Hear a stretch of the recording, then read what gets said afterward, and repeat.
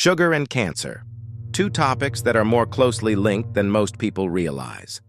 While sugar is a common part of our diets, its relationship with cancer is both complex and concerning. Today, we're going to explore the often overlooked connection between sugar consumption and cancer risk, backed by scientific research and expert insights. First, let's understand how cancer cells operate. Unlike normal cells, cancer cells have a voracious appetite for glucose, the simplest form of sugar. This phenomenon, known as the Warburg effect, was discovered by Otto Warburg in the 1920s. Cancer cells consume up to 200 times more glucose than normal cells, fueling their rapid growth and division. But it's not just about feeding existing cancer cells. High sugar intake can actually promote cancer formation. Here's how.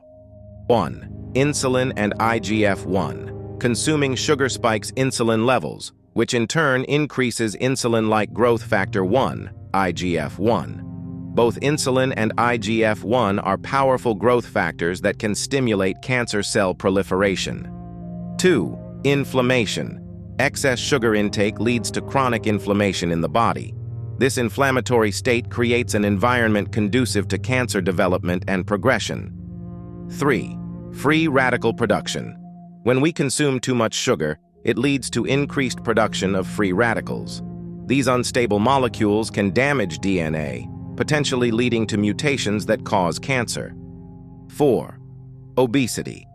High sugar consumption is a major contributor to obesity, which is a known risk factor for at least 13 types of cancer, including breast, colorectal, and pancreatic cancer. Now let's look at some specific cancers and their relationship with sugar. Breast cancer. Studies have shown that women with the highest sugar intake have a 27% higher risk of developing breast cancer compared to those with the lowest intake. Colorectal cancer. A diet high in sugary drinks has been linked to a 59% increased risk of colorectal cancer in women under 50. Pancreatic cancer. Research indicates that individuals who consume high levels of added sugar have a 23% higher risk of pancreatic cancer. Prostate cancer. High sugar intake is associated with a 42% increased risk of prostate cancer recurrence and progression. But it's not just about added sugars. Even natural sugars can be problematic when consumed in excess. Fructose, found in fruits and honey, is metabolized primarily in the liver. When consumed in large amounts, it can lead to non-alcoholic fatty liver disease, which increases the risk of liver cancer.